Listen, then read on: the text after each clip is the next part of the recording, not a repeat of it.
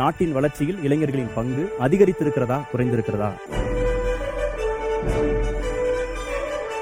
கொடியை ஏற்ற முடியாத கொடிய சூழ்நிலை. கொடியை வை என்கிறார்கள், கொடியவைகளை மறைப்பதற்கு. நாம இளைஞர்கள் உணர்வு பூர்வமான ஒரு குரல் கொடுத்தால் திரள்வதற்கு தயாராக இருக்கிறோம் என்பதை ஜல்லிக்கட்டு போராட்டத்துல காமிச்சிருக்காங்க. ரொம்ப கவனமா இருக்கணும். இன்னும் சில ஆண்டுகளில் உலகத்திலேயே அதிகமான முதியவர்கள் இருக்க நாடா நம்ம மாறப்போம். உலகம் முழுக்கவுமே இளைஞர்கள் தான் பல மாற்றங்களை, பல முன்னேற்றங்களை, எல்லா சமூகத்திலையும் மாற்றங்களை உருவாக்கிட்டே இருக்காங்க. வாக்களிக்கிற அந்த நாளில் வாக்குப்பெட்டியில் தன்னுடைய ஜனநாயக உரிமையை நிரப்ப வேண்டிய இளைஞர்கள் சுற்றுலா தலங்களை நிரப்பிக் கொண்டே இருக்கிறார். ஜாதி பெயரை கடைசியில போட்டுக்காத ஒரே சமூகம் தமிழ்நாடு மாத்திரம்தான். வணக்கம் நேயர்கள் அனைவருக்கும் இனிய 75வது சுதந்திர தின நல்வாழ்த்துக்கள். வட்டமேசை நிகழ்ச்சிக்கு வரவேற்கிறோம். நாடு சுதந்திரம் பெற்று 75 ஆண்டுகள் கடந்திருக்கிறது. நாட்டின் வளர்ச்சியில் இளைஞர்களின் பங்கு அதிகரித்திருக்கிறதா குறைந்திருக்கிறதா அப்படிங்கிற தலைப்பில் விவாதிக்க இருக்கிறோம்.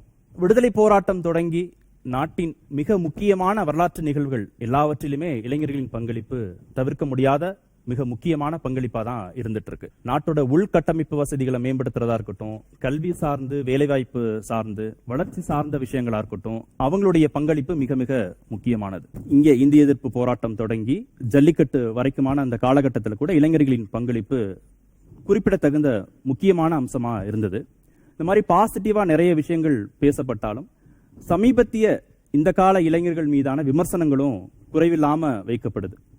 சுயநலத்தோடு இருக்கிறாங்க, அவங்களுடைய தேவைகளை மட்டும் கவனிக்கிறாங்க, பெற்றோரை ஆசிரியரை மதிக்காத ஒரு தலைமுறை உருவாகிட்டு இருக்கு, ஒழுங்கற்ற சீரா இயங்காத சமூக வலைத்தளங்களுடைய தாக்கம் இன்றைய இளைஞர்கள்ட்ட அதிகமா இருக்கு, நாட்டின் வளர்ச்சியை விட, தனிமனித வளர்ச்சியை விட, குடும்பத்தின் சமூகத்தின் வளர்ச்சியை விட பொழுதுபோக்குக்கு நிறைய முக்கியத்துவங்கள் கொடுக்கறாங்க அப்படின்ற விமர்சனங்களும் முன்வைக்கப்படுது. இளைஞர்களுடைய பங்களிப்பு அதிகரிச்சிருக்கா குறைந்திருக்கிறதா அப்படிங்கிறத ஒரு விமர்சன பார்வையோடு இந்த நிகழ்ச்சியில நாம அணுக இருக்கிறோம். 6 விருந்தினர்கள் இந்த நிகழ்ச்சியில் பங்கேற்றிருக்கிறார்கள். அவங்கள நான் அறிமுகப்படுத்துறேன். வழக்கறிஞர் திருமிகு அஜிதா, கனவு தமிழ்நாடு திட்டத்தின் ஒருங்கிணைப்பாளர் திரு சுரேஷ் சம்பந்தம், கவிஞர் ஆசிரியர் திருமிகு வெண்ணிலா. இவங்க இளைஞர்களின் பங்களிப்பு நாட்டின் வளர்ச்சியில அதிகரித்திருக்கு அப்படின்ற தலைப்புல பேச இருக்கிறாங்க. இன்னொரு புறத்துல பேராசிரியர் கவிஞர் திரு ஹாஜாக்கனி, கவிஞர் திரைப்பட நடிகர் திரு சினேகன், ஊடகவியலாளர் திரு ராஜ்மோகன். வணக்கம். 3 பேரும் இணைந்திருக்கிறாங்க. நாட்டின் வளர்ச்சியில இளைஞர்களின் பங்களிப்பு குறைந்திருக்கு அப்படின்ற தலைப்புல பேச இருக்கிறாங்க. வணக்கம் விருந்தினர்கள் அனைவருக்கும் வணக்கம். பேராசிரியர்கிட்டேருந்தே தொடங்கிடுவோம். ஏன்னா அவங்க தான் இளைஞர்களை உருவாக்கி இந்த நாட்டுக்கு கொடுக்கக்கூடிய மிக முக்கியமான பணியை செய்யறாங்க. பேராசிரியர் ஹாஜாக்கனிட்டேருந்தே தொடங்கிறோம். எப்படி ஹாஜாக்கனி நாட்டின் வளர்ச்சியில இளைஞர்களின் பங்களிப்பு குறைந்திருக்கு அப்படின்றத ஜஸ்டிஃபை பண்ண போறீங்க? நீங்க ஒரு பேராசிரியர்கிட்டேருந்து தொடங்க விரும்பினதுனால நான் இதை பல்கலைக்கழகத்திலிருந்து தொடங்க விரும்புறேன். 100 இளைஞர்களை என்னிடம் கொடுங்கள், இந்த நாட்டின் தலைவிதியையே தலைகீழாக மாற்றி காட்டுகிறேன் என்று உண்மையான வீரத்துறவி விவேகானந்தர் அவர்கள் சொன்னார்கள். இன்றைக்கு நாட்டில் இருக்கக்கூடிய பல்கலைக்கழகங்கள் பல்லாயிரக்கணக்கான இளைஞர்களை உருவாக்கி தந்து கொண்டே இருக்கின்றன. ஆனால் இந்நாட்டில் வந்திருக்க வேண்டிய மாற்றங்கள் வந்திருக்கின்றதா? அடைந்திருக்க வேண்டிய ஏற்றங்களை நாம் அடைந்திருக்கின்றோமா? இன்றைக்கு நம்முடைய தலைப்புச் செய்தி என்ன? தலித்துகள் கொடியேற்றுவதை யாரும் தடுக்கக்கூடாது, கடுமையான நடவடிக்கை எடுக்கப்படும், அவர்கள் உட்காருவதற்கு இடமில்லை, கொடியை ஏற்ற முடியாத கொடிய சூழ்நிலை, ஆனால் வீடுதோறும் கொடியை வையுங்கள் என்கிறார்கள். கொடியை வை என்கிறார்கள். கொடியவைகளை மறைப்பதற்கு தீண்டாமையை எதிர்த்து யார் போரிட வேண்டுமோ, தீண்டாமை ஒரு பாவச் செயல், தீண்டாமை ஒரு பெருங்குற்றம், தீண்டாமை மனிதத்தன்மையற்ற செயல் என்று பாட புத்தகங்கள் எழுதி நம்ம பாடம் நடத்துகின்றோம். ஆனால் மக்களால் தேர்ந்தெடுக்கப்பட்ட மக்கள் பிரதிநிதிகள் தேசிய கொடியை தொட்டு ஏற்ற முடியாத நிலைமை இந்த நாட்டிலே இருக்கிறது என்று சொன்னால் இது ஒரு அளவுகோல். இதை யார் மாற்றி இருக்க வேண்டும்? நாட்டின் இருளை எரிப்பதற்காக எழுந்து வர வேண்டிய தீபங்கள், எழுச்சி மிகுந்த கோபங்கள், குனிந்த தலை நிமிராமல் வாட்ஸ்அப்பிலும் முகநூலிலும் மூழ்கி கிடக்க வேண்டிய நிலைமை இருக்கு. நான் முழுதும் குற்றம் சாட்டவில்லை. இன்றைக்கு குறிப்பிட்ட சாராரை ஒதுக்குவது, ஒடுக்குவது, மக்கள் மத்தியில் தலைவர்கள் எந்த சிந்தனையை முன்வைக்கிறார்கள், எந்த கருத்தியல் முன்வைக்கப்படுகின்றது, அது இளைஞர்களால் பின்பற்றப்படுகிறதா இல்லையா? தேசியம், தேசிய கொடி, விடுதலை போராட்டம் இதுவெல்லாம் ஜாதி கடந்து, மதம் கடந்து, இனம் கடந்து, மொழி கடந்து மக்களை இந்தியர்கள் என்று ஒருங்கிணைக்கக்கூடிய அத்தியாயம் நடந்தது. அதில் பங்கேற்ற இளைஞர்கள் சரஞ்சரமா சொல்லலாம்.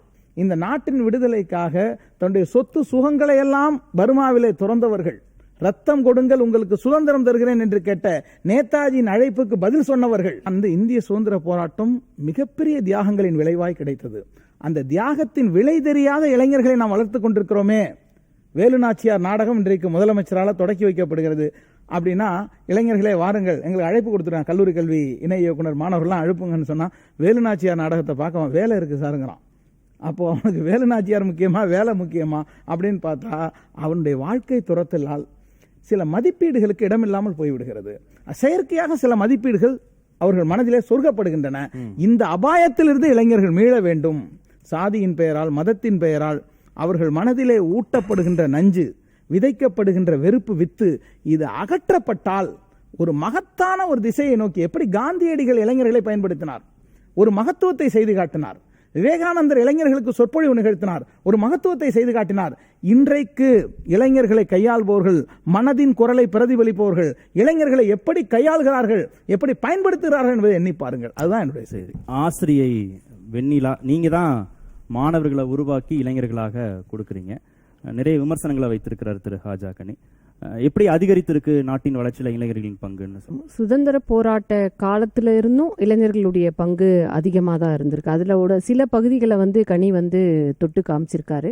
குறிப்பா தமிழகத்துக்கு அதுல பெரிய பங்கு இருக்கு. இன்னைக்கு நம்ம 75வது ஆண்டு சுதந்திர விழாவில் நாம நினைத்து பார்க்க வேண்டிய முக்கியமான விஷயமா நான் என்ன பார்க்கறேன்னா, நம்ம கிட்ட இப்படி ஒரு ரத்தம் சிந்தி போராடி அகிம்சை வழியிலையும் நேதாஜி மாதிரியான வீரர்களினுடைய போர் அடிப்படையிலுமே நமக்கு கொடுக்கப்பட்ட சுதந்திரத்தை இந்த 75 ஆண்டுகளில் நாம் என்னவாக மாற்றி வைத்திருக்கிறோம். அவர் வருத்தப்பட்டாரு. நம்ம வேலுநாச்சியாரனுடைய நாடகத்தை பார்க்கவா அப்படின்னா எனக்கு வேலை இருக்கு அப்படின்னு சொல்ற மாணவர்கள் அதிகமாயிட்டாங்க அப்படின்னு சொல்லி. என்னுடைய அடிப்படையான கேள்வி, இப்படிப்பட்ட மாணவர்களை யார் உருவாக்குறதுனா குடும்பங்களும் கல்வி நிறுவனங்களும் இந்த சமூக அமைப்பும் தான் இதுவரைக்கும் உருவாக்கிட்டு இருக்கு. எல்லா பெற்றோர்களினுடைய தேவை என்னவா இருக்குன்னா, நான் பட்ட கஷ்டம் என் குழந்தை படக்கூடாது, அப்புறமா நான் வாழாத வாழ்க்கையை என் குழந்தை வாழணும். இப்படியான சின்ன சின்ன வசதிகளை நோக்கி தங்களுடைய குழந்தைகளை என்னன்னா ஒரு சொபஸ்டிகேட்டட் மெஷின் மாதிரி இந்த 75 ஆண்டுகளில் நடுத்தர வர்க்கமோ எல்லாரும் சேர்ந்து உருவாக்கிட்டே இருக்காங்க. நீங்க இன்னைக்கு உள்ள குழந்தைகளுக்கு சுதந்திரம் அப்படின்றதுக்கான பொருள் தெரியாது. இனம், மொழி எதெல்லாம் ஒரு இனக்குழுவுக்கு, மனித வாழ்வுக்கு எதெல்லாம் அடிப்படையான தமிழ் மண் அப்படிப்பட்ட மண் இல்லையே. அதுதான் நான் சொல்லுவேன். நீதி, சமத்துவம் பேசணும். சமூக நீதி, சமத்துவம் எல்லாமே நம்ம 30-40களினுடைய குரலை இன்னும் நாம் எதிரொலித்து கொண்டிருக்கிறோம். ஆனால் அந்த வேகம் நம்மிடம் இருக்கா அப்படின்னு மனசாட்சியோட யோசிச்சு பார்த்தோம்னா நிச்சயமாக இல்லை. குறிப்பாக அடுத்த தலைமுறையிட இல்லை. அந்த குழந்தைக்கு நல்ல சாப்பாடு, நம்மளுடைய மரபினுடைய நல்ல சாப்பாடு என்ன தெரியாது, நம்மளுடைய உறவு முறைகளினுடைய ஆழம் தெரியாது, நம்மளுடைய வரலாறு தெரியாது. அப்போ இந்த குழந்தைகளுக்கு நிஜமான வாழ்க்கை என்ன அப்படின்றதே கற்றுத்தராத ஒரு சமூகத்தை நம்ம உருவாக்கி வச்சிருக்கோம். மூத்த தலைமுறை இளைய தலைமுறை இட்ட கடத்தவே இல்லை. இளைய தலைமுறை இதை உள்வாங்கலையா? மூத்த தலைமுறை கடத்தவே இல்லை. அவர்களுடைய இலக்குகள் வேறவா மாறிடுச்சு. இளைஞர்கள் இதை நோக்கி வரல அப்படின்னு அவங்க வெறும் மொபைலை வச்சிட்டு இருக்காங்க, பொழுதுபோக்குல இருக்காங்கன்னா அன்னைக்கும் பொழுதுபோக்குல இருந்தாங்க. ஒரு மேடையில கலைஞர் வருவதற்கும் எம்ஜிஆர் வருவதற்கும் சிவாஜி வருவதற்கும் வித்தியாசத்தை பார்த்த மாநிலம் தான் இந்த மாநிலம். ஆனால் அதை எல்லாம் கடந்து அவர்களுக்கு ஒரு அடையாளங்கள், தார்மீகமான அடையாளங்கள் தேவைப்பட்ட ஒரு காலம் இருந்தது. இன்றைக்கு அதை நாம் தொலைத்து நிற்கிறோம். வழி நடத்துபவதற்கு ஒரு கொள்கையோ தீவிரமான தலைமையும் நாம இந்த காலத்துல இழந்துகிட்டே இருக்கும். நாம இளைஞர்கள் உணர்வுபூர்வமான ஒரு குரல் கொடுத்தால் திரள்வதற்கு தயாராக இருக்கிறோம் என்பதை ஜல்லிக்கட்டு போராட்டத்துல காமிச்சிருக்காங்க. ஜல்லிக்கட்டு அப்படின்னு வந்த பிறகுதான் தலைமையே இல்லாத போராட்டம் தானே. ஆனா அதற்கு பின்னால் ஒரு பெரிய உணர்வீழ்ச்சி இருந்தது. தமிழனுடைய ஒரு தொன்மையை பற்றிய, தமிழனுடைய மரபை பற்றிய முதன்முறையாக அந்த இளைய சமூகத்திற்கு சொல்லும் போது அந்த உணர்வெழுச்சி உருவாக்கப்பட்டது. இப்படி ஒவ்வொரு விஷயமா இன்னைக்கு நீங்க இந்திய எதிர்ப்புக்கு போராட்டினா எத்தனை பேர் வருவாங்கன்னு சொல்லுங்க? இன்னைக்கு இருக்கிற இளைஞர்கள் வருவாங்களா? அப்போ அந்த தேர்வை யார் வந்து கொடுக்க வேண்டியது, அதை கொடுக்கின்ற இடம் வந்து சரியாக இருக்கிறதா என்பதை 75 ஆண்டுகாலினுடைய நீண்ட மரபை கையில் வைத்திருக்கின்ற இந்த நேரத்தில் நாம் யோசிக்க வேண்டிய இடத்தில் இருக்கிறோம். திரு ராஜ்மோகன். அனைவருக்கும் வணக்கம். இது நாள் வரை விடுதலை திருநாள்லாம் இந்தியர்கள் கீழே இருந்து மேல வானத்தை பார்த்து கும்பிட்டுக்கிட்டு இருப்போம். ஆனா 75 ஆண்டுகள் கழித்து இந்தியர்கள் கீழே இருக்கிறோம். நாம் மேலே அனுப்பிய சந்திராயன் நம்மை பார்த்து தேசத்தை பார்த்து கும்பிட்டு கொண்டு இருக்கிறது. புதிய தலைமுறை நேயர்களுக்கு விடுதலை திருநாள் வாழ்த்துக்கள். உண்மையை சொல்லணும்னா நாங்கள் இளைஞர்களுக்கு எதிரானவர்கள் அல்ல, நாங்களே இளைஞர்கள் தான். என்ன சார்? ஆனா நான் யோசித்து பார்க்கிறேன், 75 ஆண்டுகளுக்கு முன்பு ஒவ்வொரு கிராமமும் தனித்தனி உலகம். இன்று ஒட்டுமொத்த உலகமே ஒரே கிராமம் செல்போனால. ஆக 75 ஆண்டுகளில் இந்தியா வளர்ந்திருக்கிறதா? நிச்சயம் வளர்ந்திருக்கிறது. இந்தியர்களும் வளர்ந்திருக்கிறார்கள், இளைஞர்களும் வளர்ந்திருக்கிறார்கள். ஆனால் இது போதுமானதாக இருக்கிறதானா? மனசாட்சியை தொட்டு சொல்லணும், கண்டிப்பாக இது போதுமானதாக இல்லை. மேடம்கிட்ட முதல் கேள்வி, ஒரே ஒரு ஜல்லிக்கட்டு போராட்டத்தை வச்சுக்கிட்டு நம்ம இன்னும் எத்தனை நாள் நம்ம பேசிட்டு இருக்கோம்? 7 ஆண்டுகள் ஆயிடுச்சு. எல்லா ஸ்கூல்லையும் போய் தன்னம்பிக்கை பேச்சுகள்லாம் நாங்க பேசிட்டு இருக்கோம். சார் கூட வராரு. எனக்கு பார்க்கும்போது ஒரு பக்கம் சிரிப்பா இருந்தாலும் இன்னொரு பக்கம் வேதனையா இருக்கு. இப்ப நம்ம கார்த்திகேயன் சார் பாருங்க, அழகா வகுடு எடுத்து வாரி ஒரு எடுத்துக்காட்டு, நல்லா இப்படிதான்ப்பா வரணும், ஒரு ஸ்கூல் ஸ்டூடெண்ட் இப்படி வரணும். சத்தியமா எந்த ஸ்கூல்லயும் மேக்சிமம் ஸ்டூடெண்ட்ஸ் இப்படி வர்றதில்லை. அவன் தலையை பார்த்தா பேச போன எனக்கு பயமா இருக்கும். பூனைக்குட்டி தம்பி புலிக்குட்டின்னு செந்தில் ஒரு படத்துல வருவாரு, கை வச்சா நம்ம கை கிழிச்சிரும், பயங்கரமா அவனை பார்த்தாலே பயங்கரமா இருக்கும். அதுவும் இன்றைய காலத்துல ஒரு மிகை ஊட்டச்சத்தா என்னன்னு தெரியல, பசங்க கொஞ்சம் திடகாத்திரமா இருக்காங்களா. அன்று மரத்தடி பள்ளிக்கூடத்திற்கு போகும்போது பசங்கெல்லாம் பயப்படுவாங்க, வாத்தியார் அடிச்சிருவாரும். இப்ப வாத்தியார்லாம் பயப்படுறாங்க, சார் அவன் அடிச்சிருவான் சார், அடிச்சா கூட பரவாயில்ல, போட்டோ எடுத்து வீடியோ எடுத்து வைரல் ஆக்குறான் சார். இப்ப எவ்வளவு பெரிய சட்ட சிக்கல் இருக்கும் பாருங்க. அறியாமை.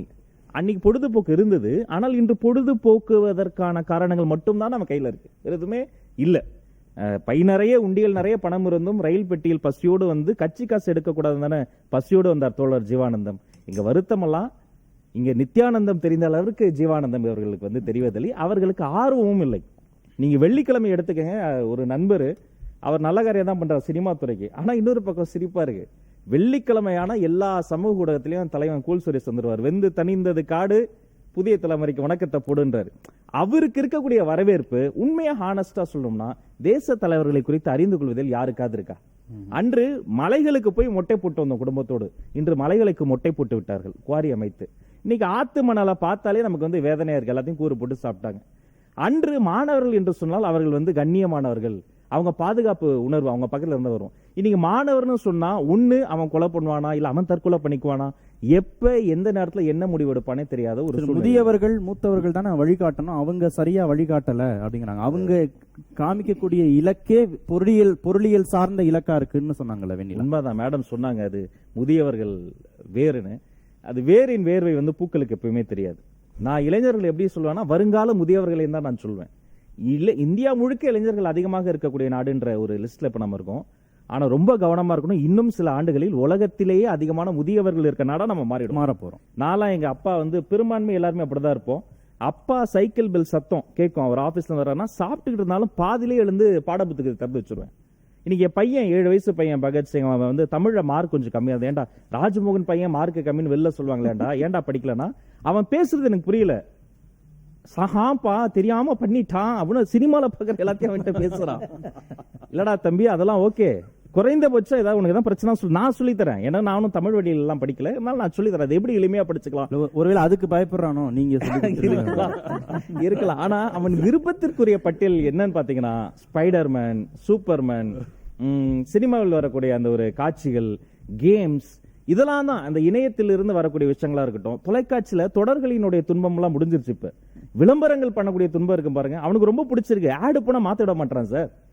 அவன் சொல்றான், அவன் மனப்படமா சொல்றான், ஏதாவது டயர்டா இருக்கனா நீ அந்த சோப்பை கலந்து கூடி, ஏன்டா அதுல 10 எலுமிச்சையின் சக்தி இருக்குன்றான். அவனும் சின்ன பையனும் வேற ஒரு நமக்கு வந்து உண்மையிலே பயமா இருக்கு, நமக்கு தான் வயசாயிருச்சா இல்ல அவனுக்கு நம்மளை விட வேகமா கத்துக்கிறாங்களா? அவர்களுக்கு அந்த 15, 16 வயதுல இருக்கக்கூடிய அந்த ஒரு குறுகிய நேரத்தில் வரக்கூடிய அப்ரூவல் இருக்கு பாருங்க, சோசியல் மீடியால வரக்கூடிய லைக்ஸ், கமெண்ட்ஸ், இது அவர்களை வந்து சந்தோஷப்படுத்துது. முகம் தெரியாத பேஸ்புக்ல முகப்புத்தகத்துல நிறைய நண்பர்களை ஈர்ப்பதில் இருக்கக்கூடிய சந்தோஷம், முகத்துக்கு நேரா வரக்கூடிய அப்பா அம்மா கிட்டயோ பெரியவர்கள் கிட்டயோ சொந்த பந்தங்கள் கிட்டயோ மனம் விட்டு பேசுவதில் அவர்களுக்கு ஒரு மனத்தடைகள். அந்த உரையாடல் நடக்குதா? ரொம்ப கம்மியா நடக்குது, ரொம்ப கம்மியா. ஏன்னா அவர்களுக்கான அந்த நேரம் என்பது அவர்கள் கையில் இப்ப இருந்துருச்சு. முன்ன மாதிரி அடிக்க முடியாது, மிரட்ட முடியாது, அதெல்லாம் வன்முறை பட்டியல வந்துருச்சு. சுருக்கமா சொல்லணும்னா ஜல்லிக்கட்டு பண்பாட்டு போராட்டத்தின் போது இருந்த இளைஞர்கள் மனநிலையில ஒரு அடையாள சிக்கல் இருந்தது. எப்படி இது வந்து நம்ம மீது தொடுக்கப்பட்டிருக்கக்கூடிய ஒரு போர், இதை நம்ம எல்லோரும் சேர்ந்து ஒன்றாக மீட்டெடுக்கணும்ன்ற ஒரு குழு மனப்பான்மை இருந்தது. 7 ஆண்டுகள் கழித்து திரும்பி பார்க்கிற பொழுது எல்லோருமே வீரியமாக தனித்தனியாக இப்பொழுது செயல்படுகிறார்கள். எந்த அளவுக்கு தனியா போயிட்டாங்கன்னா, எனக்கு விருப்பமான நடிகர், எனக்கு விருப்பமான யூடியூபர், முன்ன சாதி மதம் என்று பிரிந்ததை போல எல்லா பாசிபிள் வேஸ்லயும் எல்லா வழிகளிலும் பிரிந்து நின்று கொண்டிருக்கிறார்கள் இளைஞர்கள். இவர்கள் ஒன்றுபட்டால் வளர்ச்சி இன்னும் அதிகமாக இருக்குமே என்பதுதான் முதல் வாதம். அஜிதா, எல்லாருமே நம்ம பேச ஆரம்பிச்சதுல இருந்து குழந்தைகள் அல்லது இளைஞர்கள் எல்லாரையுமே ஒரு குறை சொல்லிட்டே இருக்காங்க. ஆமா, எப்படின்னா அவங்கெல்லாம் சரியில்லாம இருக்காங்களே அப்படின்ற அந்த குறை சொல்ற அந்த போக்கு வந்து என்னன்னு சொன்னா, நம்முடைய பொறுப்புகளை வந்து வேற இடத்துல கொண்டு போய் ஈஸியா தட்டி விட்டுட்டு போற மாதிரியான ஒரு விஷயம். உலகம் முழுக்கவுமே இளைஞர்கள் தான் வந்து பல மாற்றங்களை, பல முன்னேற்றங்களை, எல்லா சமூகத்திலையும் மாற்றங்களை உருவாக்கிட்டே இருக்கவங்க.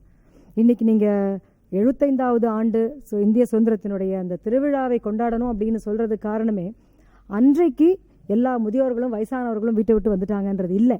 அன்றைக்கு இருந்த இளைஞர்கள், அன்றைக்கு இருந்த தேசிய நீரோட்டம், அந்த போக்கு, தேசிய அளவில் இருக்கக்கூடிய அந்த மூவ்மெண்ட், மக்கள் இயக்கத்துல கலந்துட்டு போனாங்க. அது கூட 30 கோடி பேர் இருக்காங்கன்னு சொன்னா சில லட்சம் பேர்கள் தான் இருந்தாங்க. அதை விட கூடுதலாக இன்னைக்கு இளைஞர்கள் செஞ்சுக்கிட்டே இருக்காங்க. எப்படின்னு சொன்னா, நீங்க உதாரணத்துக்கு பாத்தீங்கன்னா, இப்ப நம்ம சொல்லக்கூடிய எல்லா குறைபாடுகளும், ப்ரொஃபசர் கனி அவர்கள் சொன்னது மாதிரி, ஆசிரியர் வெண்ணிலா சொன்னது மாதிரி, ராஜ்மோகன் அவர்கள் சொன்னது மாதிரி, இவர்களுக்கு என்ன தரப்படுது? ஒன்று நம் சமூகம் முழுவதும் 2ஆக தான் இருக்கும். ஒன்று நீங்கள் நுகர்வோர் அல்லது நீங்கள் நுகரப்படும் பொருள். அப்போ சோஷியல் மீடியா பற்றி நம்ம பேசுகிறோம்னா, சோஷியல் மீடியாங்கிறது ஏதோ ஒரு விருப்பபூர்வமான விளையாட்டு மைதானம் அல்ல. ஒரு எலெக்ஷனுக்கு 4500 5000 கோடி செலவாயிருக்கு கடந்த முறை அப்படின்னா, அதில் 400 முதல் 500 கோடி வரைக்கும் சோஷியல் மீடியாவில் இருக்கக்கூடிய விளம்பரங்களுக்காகவும் தகவல்களுக்காகவும் செலவிடப்பட்டது. 10ல் 1 மடங்கு. ஆமா, 10%. அப்போ அந்த விஷயத்தை பண்றதுல ஒரு பொருளாதாரம் இருக்கு. அந்த பொருளாதாரத்தை கையில் வச்சிருக்கவங்க யாரு? அப்ப அதற்கான ஊட்டுகளை, அதற்கான ஃபீடு யார் கொடுக்குறாங்க? அப்ப இந்த இளைஞர்கள், இந்த மக்கள், இந்த குழந்தைகள் எப்படி போகணும்னு சிந்திக்கிறவங்க, செயல்படுறவங்க எந்த இடத்துல இருக்காங்க? இப்ப ப்ரொஃபசர் சொன்னது போல ரொம்ப தெளிவா சொன்னாங்க, இந்த சொருகப்படுகின்ற இந்த கருத்துக்கள் அப்படின்னா அந்த ஊட்டப்படக்கூடிய இந்த விஷயங்கள் வழிநடத்தப்படவில்லை அப்படின்னு. அப்ப வழிநடத்தாம சொருகப்படுற விஷயங்களை கையில கொடுத்துட்டு அவர்களை பற்றி குறை சொல்றதுல அர்த்தமே இல்லை. என்ன பொறுத்த வரைக்கும் இளைஞர்கள் தான் இந்த சமூகத்துல இன்றைக்கும் இதனுடைய வளர்ச்சிக்கு பாதுகாப்பா இருக்காங்க. ஒரு சேச்சுரேஷன் பாயிண்ட்க்கு வந்துருச்சா? எத்தனை ஆண்டுகள் நாம ஜல்லிக்கட்டையே பேசிட்டு இருக்க போறோம், 7 வருஷம் ஆச்சு அப்படின்னு. ஆமா ஆமா. அப்படின்னா அதுக்கப்புறம் பாத்தீங்கன்னு சொன்னா, நீங்க அதுக்கப்புறம் பிரச்சனைகளே இல்லையா? ஆமா, அதுக்கப்புறம் வாரதா புயல் வந்தது, கஜா புயல் வந்தது. அரசால நிறைய செய்யவே முடியல. எத்தனை ஆயிரக்கணக்கான இளைஞர்கள் போய் காப்பாத்தினாங்க, அவர்கள் வீடுகளில் கொடுத்தாங்க. இன்னும் சில இளைஞர் இயக்கங்கள்லாம், குறிப்பாக எனக்கு அந்த பெயர் மறந்துச்சு, ஹாஜாக்கனி அவர்கள் பேசும்போது கூட சொல்லலாம், எந்த மதமும் சாதியும் பாராமல் இறந்து போன உடல்களை இந்த கொரோனா காலத்தில் அடக்கம் செய்த இயக்கங்கள் இருக்கு. இயக்கமே 5000 பேர் அடக்கம். அதுதான் சொல்றேன். அப்ப அந்த மாதிரி இளைஞர்கள் தான் செஞ்சாங்க. இன்னும் ஒவ்வொரு சூழலும் நீங்க எடுத்துக்கலாம். ஜெயராஜ் பென்னிக்ஸ்னு காவல் நிலைய மரணத்திற்கு எதிராக போராடியது யார்? அதெல்லாம் அரசாங்கம் வந்துச்சா, இல்லைன்னா கட்சிகள் வந்ததா, இயக்கங்கள் வந்ததா? எல்லாம் தன்னார்வத்தோட பண்ணாங்க. எப்பொழுதெல்லாம் பிரச்சனை வருகிறது, ஒரு குழந்தை வந்து பாலியல் வன்முறை செய்து கொலை செய்யப்படுது சேலத்துல, எஃப்ஐஆர் பதிவு செய்யப்படுறது இல்லை, அங்கேயே 200 பேர் 300 பேர் 1000 பேர் வரைக்கும் ரோட்ல நிக்கிறாங்க. சமூக பிரச்சனைகளுக்காக அங்கங்கயா குழுக்களா வந்து இளைஞர்கள் குழுக்களாக தனியாக அவர்களுக்கு எந்தவித ஆதாயமும் இல்லாமல் வழி நடத்துறவங்க எப்படி இருக்காங்க? இப்போ ராஜ்மோகன் மிக அழகா சொன்னார், மலையெல்லாம் மொட்டை போட்டுட்டோம், மணலெல்லாம் காணாம போச்சு. செய்யறவங்க யாரு? எத்தனை இளைஞர்கள் வண்டியை போட்டுட்டு போய் மணல் அள்ளுறாங்க? எத்தனை இளைஞர்கள் வந்து மலையை மொட்டையடிக்கிறாங்க? யாரெல்லாம் பொறுப்பில் இருக்கிறாங்களோ, அரசியல்வாதிகளோ, பணம் கொழுத்து போயிருக்கிறார்களோ, அவர்கள் செய்யும் அயோக்கியத்தனங்களை இளைஞர்கள் மேல் நாம் திணிக்கலாமா? தீண்டாமைன்னு ஒண்ணு நடந்துட்டே இருக்கு, சமூக அவலம். ஆனா அதை தடுக்கிறதுக்கு இளைஞர்கள் உள்ள வரவே இல்லையேன்னு ஹாஜாக்கனி. நிச்சயமாக இல்லை. இன்றைக்கு வரைக்கும் காதல் திருமணங்கள் நடந்துகிட்டே இருக்கு. அந்த காதல் திருமணங்களை செய்யறவங்க எல்லாரும் இளைஞர்கள். மதம் கடந்து, சாதி கடந்து, கொலையுண்டு, ஆணவ கொலைகள் மட்டும் 100 நடந்திருக்கு. கணக்கு போடுறது ரொம்ப கொஞ்சமா தான் இருக்கு. அப்ப யார் அதை பண்றாங்க? யாருக்கு வந்து சாதி இருக்கணும், யாருக்கு வந்து பிரிஞ்சு இருக்கணும்? நீங்க பாருங்க, அந்த இயக்கங்கள் பேர் என்ன, அவங்களுக்கு அரசியல் என்ன பங்கு இருக்கு, அவங்க ஓட்டு வங்கியில என்னவா அணிதிரள்றாங்க? இப்படி நீங்க பாருங்க, ஒரு முறையும் ஒரு நம்முடைய நாட்டில் இருக்கக்கூடிய மிக மிக மோசமான ஒரு விஷயம் வந்து ஊழலும் லஞ்சமும். இதற்கு எதிராக அணிதிரள்றவங்களும், கேள்வி கேட்கறவங்களும், போராடுறவங்களும், அந்த போராட்டத்தில் கலந்துக்கிட்டு எனக்கு வந்து வர வேண்டிய போலீஸ் வேலை கிடைக்கலன்னு நின்றுட்டு கோர்ட்டுக்கு வர இளைஞர்கள் எத்தனை பேர் இருக்காங்க? இளைஞர்கள் மட்டும்தான் நாட்டை காப்பாற்றுறதுக்காகவும் அவர்களுக்காக நமக்கு இருக்கக்கூடிய நம்பிக்கையே அவங்க தான்.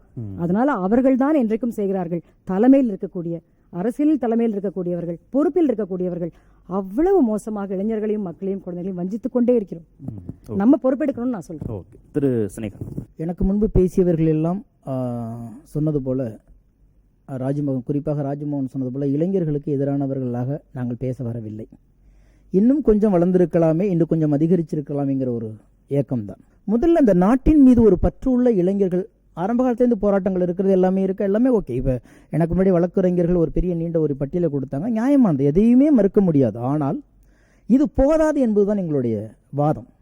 காரணம், ஒரு ஜனநாயக கடமை என்பது வாக்களிப்பது, குறிப்பாக அங்கிருந்து தொடங்கும். ஆனால் வாக்களிக்கிற அந்த நாளில் வாக்குப்பெட்டியில் தன்னுடைய ஜனநாயக உரிமையை நிரப்ப வேண்டிய இளைஞர்கள் சுற்றுலா தலங்களை நிரப்பிக் கொண்டே இருக்கிறார்கள். இவர்கள் எப்படி நாட்டின் மீது அக்கறை உள்ளவர்களாக இருக்கிறார்கள் என்று நம்ப வைக்கிறார்கள். இரண்டாவது, அப்படியே வலைத்தளங்களுக்கு போகும் பொழுது வலைத்தளங்களில் நீண்ட நெடிய நிறைய விஷயங்கள் இன்றைக்கு உள்ளங்கையில் உலகத்தை நாம் வைத்துக் கொண்டிருக்கிறோம், அது எந்த மாற்று கருத்துமே இல்லை. ஆனால் அந்த வலைத்தளங்கள் தான் வாழ்க்கை அப்படின்னு அதில் செய்கிற போராட்டத்தில் 1% கூட களத்தில் இறங்கி போராட பயப்படுகிறார்கள். வெறும் வாயால் மட்டுமே அத்தனை விஷயங்களையுமே அங்கே பேசிட்டு முடிஞ்சா நாடு திருந்திருன்னு பார்க்குறாங்க. அதுக்கப்புறம் இல்லை, அது அதிகபட்சம் கொஞ்சம் லைக், கொஞ்சம் எல்லாவது நமக்கு முகவரி தெரியாத யாரோ ஒருத்தர் பாராட்டணும், தன்னை அறிவாளி என்று நிரூபித்துக் கொள்ளணும். அதுக்காக வேண்டி வலைதளத்துக்குள்ளேயே ஒரு சமூகம் முடங்கி போயிடுச்சுங்கிற ஒரு பயம் இப்போ எழும்ப ஆரம்பித்திருக்கிறது. சுதந்திரமாக தொடங்கிய காலத்திலிருந்து, இந்த போராட்டங்கள் தொடங்கிய காலத்திலிருந்து, சொன்னது போல 1800களில் தொடங்கின அந்த காலத்திலிருந்தே இங்கே மத பேதமும் ஜாதி பேதமும் இருந்தால் இந்தியர்களாக ஒன்று சேர்ந்துதான் இருந்தோம், அதில் எந்த மாற்று கருத்தும் இல்லை. இதில் இடைப்பட்ட காலத்தில் பார்த்தீங்கன்னா ஒரு 30 வருஷத்துக்கு முன்னாடி ஜாதி வெறி தலைக்கு ஏறி எழுது பார்த்தீங்கன்னா ஊராக எரிஞ்சுக்கிட்டே இருந்துச்சு. வேண்டாம் என்று நம்ம போராடிக்கிட்டே இருந்தாலும் அதற்கு இன்றும் இளைஞர்கள் ஜாதிகளால் கலைகளில் அதிகம் ஜாதி புகுத்தப்பட்டிருக்கிறது. சினிமாக்காரனாக இருந்தாலும் பரவாயில்லை. அதுக்கு அடுத்த கட்டத்துக்கு வந்தோம்னு பார்த்தீங்கன்னா தலைவர்களாக மாறக்கூடிய ஆளுமை இந்திய இளைஞர்களுக்கு எல்லாருக்குமே இருக்கு. ஆனால் இவர்கள் தலைவர்களை தேடுகிற இளைஞர்களாக மாறிப்போனார்கள் என்ற ஒரு மிகப்பெரிய கவலை இருக்கிறது. ஒவ்வொருத்தனுக்குள்ளும் தலைமைத்துவம் இருக்கிறது. நமக்கு கிடைச்சது மாதிரி ஒரே ஒரு சுரேஷ் சம்பந்தனோ, ஒரே ஒரு சுந்தர் பிச்சையோ, அல்லது ஒரே ஒரு நாத்தல்லா சத்யாவோ போகாது. ஒரு இடத்துல இருக்கிற 100 பேர் வந்திருக்க வேண்டியது இந்த 75 ஆண்டு காலத்துல ஏன் வரல? இங்க எங்க ஒரு நாட்டோட பொருளாதாரம்? வேலை கொடுக்க வேண்டிய ஒருவன் வேலை தேடிக்கொண்டே இருக்கிறான். அடிக்கடி நான் சொன்ன விஷயத்த அவங்களும் ஒரு சில நேர்காணல நான் பார்த்திருக்கேன். வேலை தேடுகிற சமுதாயம் இல்லை, வேலை உருவாக்கக்கூடிய, வேலை கொடுக்கக்கூடிய, வேலை ஒரு மாற்றி அமைக்கக்கூடிய ஒரு எல்லா சாத்தியக்கூறுகளும் இந்த மண்ணில் இருக்கும் பொழுது வேலை தேடினால் போதும், பணம் சம்பாதித்தால் போதும் என்று ஒரு கூட்டுக்குள்ள அடங்கி போயிடும். 75 ஆண்டுகளாக இன்றைக்கு சிறந்து பறந்து கொண்டிருக்கிறது என்பதை உணர வைக்கிறது கூட அவனுக்கு நேரம் இல்லை. அவன் சொல்றான், இது போ, உன் வேலை நீ பாரு, என் வேலையை நான் பார்க்கிறேன்றான். வெறும் வலைதளத்துக்குள் இருக்கிற வாழ்க்கையை வெளியில கொண்டு வந்தால் கண்டிப்பாக இந்த பங்களிப்பு அதிகரிக்கும்ங்கிற கவலைதானே தவிர இவர்கள் பங்களிப்பே இல்லை அப்படிங்கறதுலாம் இல்லவே இல்லை. இன்னும் கொஞ்சம் அதிகரிச்சிருக்கலாங்கிற ஒரு ஏக்கம் தான், ஆதங்கம் தான். ஒரே ஒரு சுரேஷ் சம்பந்தன் தான் வந்திருக்கார். எல்லா இளைஞர்களுக்குள்ளேயும் தலைமை பண்பு இருக்கு, எல்லோரும் முயன்றிருந்தா நிறைய எண்ணிக்கையில இந்த மாதிரியான ஆளுமைகள் உருவாகி இருப்பார்கள் அப்படின்ற அந்த ஆதங்கம் சரிதானே? நாட்டின் வளர்ச்சியில் இளைஞர்களின் பங்கு அப்படின்னு சொல்றோம். எனக்கு தெரிஞ்ச நாடு தமிழ்நாடு தான். ஸோ அதனால நான் அந்த ஆங்கிள்லேருந்து இதை பார்க்கலான்னு பார்க்குறேன். நேஷனல் யூத் பாலிசி என்ன சொல்லுது அப்படின்னு கேட்டிங்கன்னா 15லேருந்து 35 வயசு உள்ளவங்க தான் இளைஞர்கள் அப்படின்னு சொல்லுது நேஷனல் யூத் பாலிசி. தமிழ்நாடோட சென்சஸ் 2011 7.2 கோடி பேர்.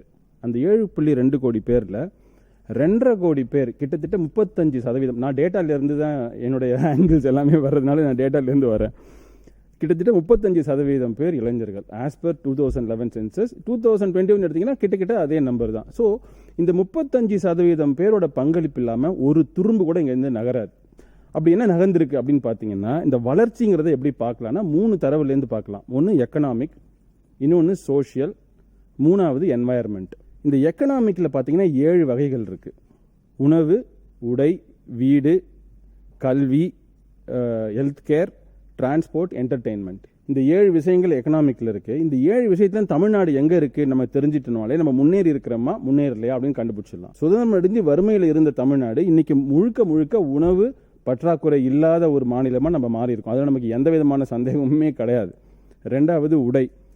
இந்தியாவோட மொத்த ப்ரொடக்ஷன், தமிழ்நாடு சொல்லல, இந்தியாவோட மொத்த ப்ரொடக்ஷன்ல 20% டெக்ஸ்டைல் ப்ரொடியூஸ்டு ஃப்ரம் தமிழ்நாடு. வீடு, Tamil Nadu is the most urbanised state in the country. 57%.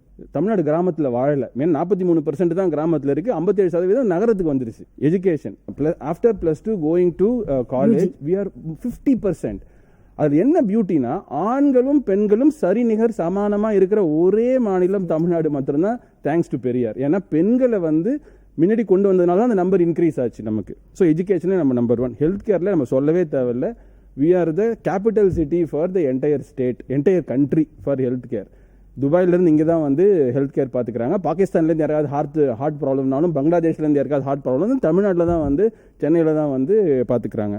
Transport, automobile செக்டரில் மொத்தம் இருக்கிற 25% தமிழ்நாட்டிலிருந்து ப்ரொடியூஸ் ஆகி இந்தியா முழுக்க போகுது. ஸோ ஃபைனலாக என்டர்டெயின்மெண்ட், ஏஆர் ரஹ்மான் 2 ஆஸ்காரே வாங்கிட்டார். என்ன நடக்கலை? இதெல்லாம் இளைஞர்களோட பங்களிப்பு இல்லாமல் எப்படி இதெல்லாம் வந்துச்சு? வர்றதுக்கு வாய்ப்பே இல்லை. நிர்பயா கேஸ் எடுத்துக்கோங்க, டெல்லியில் எவ்வளோ ஆயிரக்கணக்கான இளைஞர்கள் போயிட்டு போராட்டம் பண்ணி தான் அந்த நிர்பயா கேஸுக்கு வந்து ஃபாஸ்ட் ட்ராக்ல ஜட்ஜ்மெண்ட் வாங்கி அந்த 4 பேருக்கும் தூக்கு தண்டனை வாங்கி கொடுக்குறாங்க. அதெல்லாம் பெரிய வயசானவங்களாம் எதுவும் பண்ணல. குற்றவாளியின் வயதே குறைக்கப்படுது. எக்ஸாக்ட்லி. நிர்பயா ஃபண்ட் உருவாக்குறாங்க. கரெக்ட். சட்டமே வருது. நான் சில ஸ்பெசிஃபிக் எக்ஸாம்பிள் கொடுக்க விரும்புகிறேன். லிக்பிரியா கஞ்சும்னு ஒருத்தர் லேடி இருக்காங்க மணிப்பூரில், 13 வருஷம், 13 year old climate activist. United நேஷன்ஸில் யங்கஸ்ட் கிளைமேட் ஆக்டிவிஸ்டாக கூப்பிட்டு 2019 மேட்ரிட்ல அவங்கள பேச விடுறாங்க. ஸோ இவங்கெல்லாம் யாரு? சைஃப் ஹசான், 22 வயசு, first youngest IPS officer who passes UPSC. Vaishali and Ramesh Prabhu Praggnanandhaa, Indian chess grandmaster and woman grandmaster. இவங்கெல்லாம் யாரு? ஆயிஷா ஆஷிஷ், 25 வயசு உடைய ஃபர்ஸ்ட் உமன் பைலட். இவங்க யாரு? நம்ம சென்னை மேயர் பிரியா, கேரளாவில் ஆர்யா, 22 வயசு ஃபர்ஸ்ட் மேயர். நான் எதுக்கு இந்த எக்ஸாம்பிள் தான் சொல்றேன்? எல்லா துறையிலையும் இளைஞர்கள் அவங்களுடைய தடத்தை பதிச்சுக்கிட்டே இருக்காங்க. நாம எண்ணிக்கை ரொம்ப குறைவா இருக்கு, அது நமக்கு தெரியல. நிறைய இளைஞர்கள் வந்து வளர்ச்சி அடைஞ்சிருக்கும். அது என்னன்னா, எங்க தாத்தா காலத்துல எங்க அப்பா காலத்தை பார்த்து சொல்லியிருப்பாங்க பீடி குடிக்கிறான் அப்படின்னு. எங்க அப்பா காலத்துல என்ன பார்த்து சொல்லியிருப்பாங்க சிகரெட் குடிக்கிறான்னு. என் காலத்துல நான் பையனை பார்த்து சொல்லுவேன் வேப் படிக்கிறான் அப்படின்னு சொல்லிட்டு. இது மாறவே மாறாது. எல்லா காலத்திலையுமே பெரியோர்கள், பெற்றோர்கள் அடுத்த ஜெனரேஷன் வந்து நம்மளோட மோசமா இருக்கிற மாதிரியே ஒரு பிரமையில இருப்பாங்க. தவறான கருத்து. ஆனா அடுத்த ஜெனரேஷன் எப்பயுமே நம்மளோட பெட்டரா தான் இருக்கும். அதுல வந்து எந்த விதமான மாற்று கருத்துக்கும் இடமே கிடையாது. எப்பயுமே அடுத்த ஜெனரேஷன் நம்மளோட பெட்டர் ஜெனரேஷனா தான் இருக்குமே தவிர, it's survival of the fittest. Evolution கான்செப்ட்ல நீங்க எடுத்தீங்கன்னா கூட, சயின்டிஃபிக்கா பாத்தீங்கன்னா கூட, ஒரு ஜெனரேஷன் ப்ரீவியஸ் ஜெனரேஷனை விட பெட்டர் ஜெனரேஷனா தான் இருக்கும். இப்போ நாம பார்க்கக்கூடிய சில பிரச்சனைகள் எல்லாமே மேலோட்டமான ப்ராப்ளம். இப்போ சோஷியல் மீடியா பார்த்தீங்கன்னா எப்பயுமே ஒரு பிரச்சனை வந்து ஹைப்புள்ள வரும். அது வரும், கொஞ்ச நாளைக்கு அப்புறம் அது ஒர்க் ஆகலைன்னா விட்டுட்டு தூக்கி போட்டு மற்றவங்க மக்கள் வேற இடத்துக்கு போயிடுவாங்க. ஸோ இப்போ இது எல்லாமே ஒரு சில பிரச்சனைகள் மாதிரி உருவாகி மக்கள் வந்து அதில் கரெக்டான விஷயத்தை எடுத்துக்கிட்டு பின்னாடி போயிடும். கொஞ்சம் பேர் அதில் வீணாக போவாங்க. That is how it works. That's how the system works. நிறைய விஷயங்கள் இருக்கு. தமிழ் யூத்தை பற்றி நம்ம ரொம்ப தப்பாக எடைபோட முடியாது. ஏன்னா ஜாதி பெயரை கடைசியில போட்டுக்காத ஒரே சமூகம் தமிழ்நாடு மாத்திரம்தான். ஆனா மனசுக்குள்ள என்ன இருக்குன்றாங்க. நீங்க இளைஞரை போய் கேட்டு பாருங்க, அவன் வந்து ஜாதி கேட்கறதே இல்லை. பெரியவங்க தான் கேட்கறாங்க ஜாதி என்னன்னு. இளைஞர்கள் வந்து ஜாதி கேட்கறதே இல்லை, ஜாதியை போட்டுக்கிறதும் இல்லை. அவங்க பக்கத்துல ஒரு 500 பேர் ஜாதி என்னன்னு கேட்கறதே இல்லை. ஆனா 40 வயசால 50 வயசால பொருட்களுங்க அவன் வந்து என்ன கேஸ்ன்னு கேட்பான். ஸோ இளைஞர்கள் அதை கேட்கறதே கிடையாது. அவங்க அதை அசிங்கமா நினைக்கிறாங்க. எலக்ட்ரிக் கார், இன்னைக்கு கோபின்னு ஒருத்தர் வந்து தமிழ்நாட்டில் ஒரு எலக்ட்ரிக் கார் டெஸ்லா மாதிரி உருவாக்க ட்ரை பண்ணிட்டு இருக்காரு. வினுஷான்னு ஒரு பொண்ணு வெறும் 9 வயசுல she started a packing company from Tamil Nadu. சிவான்னு ஒரு பையன் பன்ருட்டியில் கேஷ்யூ, அதாவது முந்திரி பருப்போட பழத்துல இருந்து முந்திரி ஜூஸ் எப்படி தயாரிக்கிறதுன்னு பண்ணிட்டு இருக்காங்க. சென்னையிலிருந்து ஏத்தர் எனர்ஜின்ற ஒரு ஸ்கூட்டர் கம்பெனி, இன்னைக்கு நம்ம ஏத்தர் ஸ்கூட்டர் வாங்குறோம், சென்னையில் உருவாக்கின கம்பெனி. இந்த மாதிரி வரிசையில் என்னால் நீங்கள் இந்த ப்ரோக்ராம் முடிகிற வரைக்கும் நான் எக்ஸாம்பிள் கொடுக்க முடியும். ஏன்னா என்கிட்ட அந்த அளவுக்கு டேட்டா இருக்குது. என்ன தமிழ்நாட்டிலேருந்து நம்ம பண்ணியிருக்கோம், நம்ம இளைஞர்கள் பண்ணியிருக்காங்க அப்படிங்கிற தரவு இருக்குது. எல்லோருக்குள்ளேயும் தலைமை பண்பு இருக்குது. ஆனால் வந்து அவங்க நிறைய பேருக்கு வேலை கொடுக்கக்கூடிய ஆளுமை இருக்கு. ஆனால் அவங்க வேலையை தேடிட்டே இருக்கக்கூடிய ஒரு நபராகவே இருக்கிறாங்க. அது வந்து அது ஒரு உண்மையான ப்ராப்ளம். அது ஒத்துக்க வேண்டிய ஒரு கட்டம் இருக்கு. ஏன்னா அதை தான் இப்போ மாற்ற ட்ரை பண்ணிக்கிட்டு இருக்கோம். இளைஞர்களுக்கு இந்த மாதிரிலாம் ஆப்ஷன் இருக்கு அப்படின்னு சொன்னீங்கன்னா அவங்க பயங்கர இன்ட்ரெஸ்டிங்காக இருக்காங்க. நான் வந்து நான் ஒரு 50 காலேஜில் போய் பேசியிருக்கேன். என்னோட ஒரே குறிக்கோள் என்னன்னா, இங்கே இருக்கிற 100 பேரில் ஒரு 10 பேராவது கம்பெனி ஸ்டார்ட் பண்ணுங்க, ஆண்டர்பிரினர் ஆகுங்க அப்படிங்கிறதா. 100 பேரும் பண்ண வேண்டிய அவசியம் இல்லை. பேராசிரியர் சரியா வழிகாட்டி இருந்தா நிறைய இளைஞர்கள் சரியான திசையில பயணிச்சிருப்பாங்களோ? இந்த வழிகாட்டி இருந்தால், ஒளிகாட்டி இருந்தால் அவர்கள் சரியாக பயணித்திருப்பார்கள்ங்கிற ஒரு செய்தியை வச்சாங்க. நம்ம யதார்த்த நிலை என்னங்கிறத கொஞ்சம் பார்க்கணும். ஐயா சொன்ன மாதிரி இது தலைமுறையின் மாற்றம், தவிர்க்க முடியாதது. அதே நேரத்தில் ஒரு அழைப்பை இளைய தலைமுறை எப்படி எதிர்கொள்கிறது? எவ்வளவு மகத்தான சக்தி, எவ்வளவு மாற்றத்தை தரக்கூடியவர்கள். அது விடுதலை பெற்ற இந்தியாவிலும் விடுதலைக்கு முந்தைய இந்தியாவிலும் போராடக்கூடிய இளைஞர்களை வழிநடத்துவதற்கு ஒரு உணர்வு இருந்தது அல்லவா, அது கலங்கப்பட்டிருக்கிறது. நம்ம அந்த இடத்துல இந்த இரண்டு அணியும் ஒருங்கிணையலாம். 75வது ஆண்டு பவள விழாவை கொண்டாடுகிறோம். விடுதலை விடுதலை விடுதலை என்று பாரதியார் பாடினாரே. முதல் விடுதலை அரசியல் விடுதலை, இரண்டாவது விடுதலை சமுதாய விடுதலை, மூன்றாவது விடுதலை பொருளாதார விடுதலை. இதை நம்ம அடைஞ்சிட்டோமா? ஆட்சி மாற்றம் மட்டுமே நம்ம விடுதலையாக ஆகிவிடுமா? அம்பேத்கர்கிட்ட போய் விடுதலைனா என்னன்னு கேட்டாங்க. அவர் சொன்னார், சுதந்திரங்கிறது இந்த நாட்டின் வளங்களை இந்நாட்டு மக்களுக்கு சமமாக பகிர்ந்தளிக்கக்கூடிய வாய்ப்பு தான் சுதந்திரம். இந்த நாட்டு வளங்கள் இந்த நாட்டுக்கு சரியா மக்களுக்கு பகிர்ந்தளிக்கப்படுகிறதா? அப்போது இந்த சுதந்திரத்தின் பலன் யார் கையில் போய் சேர்ந்திருக்கிறது என்பதிலிருந்து இந்த இளைஞர்கள் சிந்திக்க வேண்டாமா?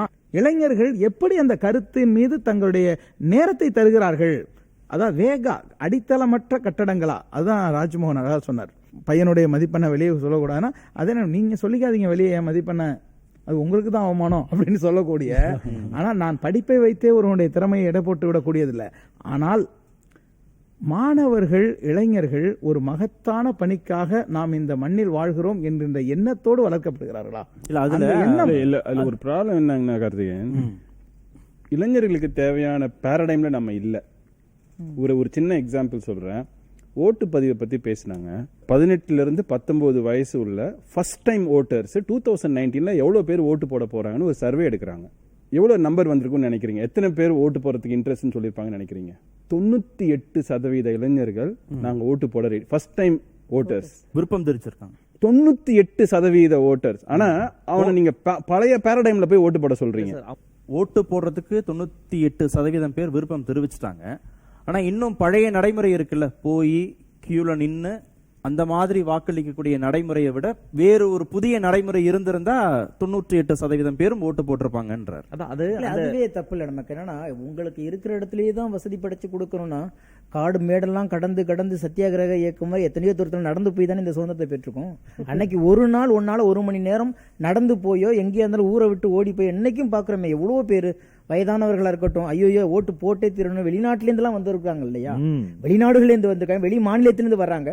அப்படி இருக்கும் பொழுது சொந்த ஊர்ல சொந்த மாவட்டத்துல அடுத்த 10 தெருவு தள்ளி போய் ஓட்டு போறது கூட உனக்கு அக்கறலன்னா அப்புறம் என்ன நாட்டு மேல நீ வச்சுக்கோங்கிறதான் கேள்வி. விடுமுறையும் விடுது அரசு, விடுவும் முடியும் கொடுது. சரி பதில் சொல்லிட்டாங்க. இல்ல ஆக்சுவலா அதுதான் நான் சொல்ல வரேன். யாரெல்லாம் நம்ம இன்னும் பழைய இதுல ஸ்டக்கப் இருக்கமோ நம்ம அதை வந்து கம்ப்ளை பண்ண ட்ரை பண்றோம்.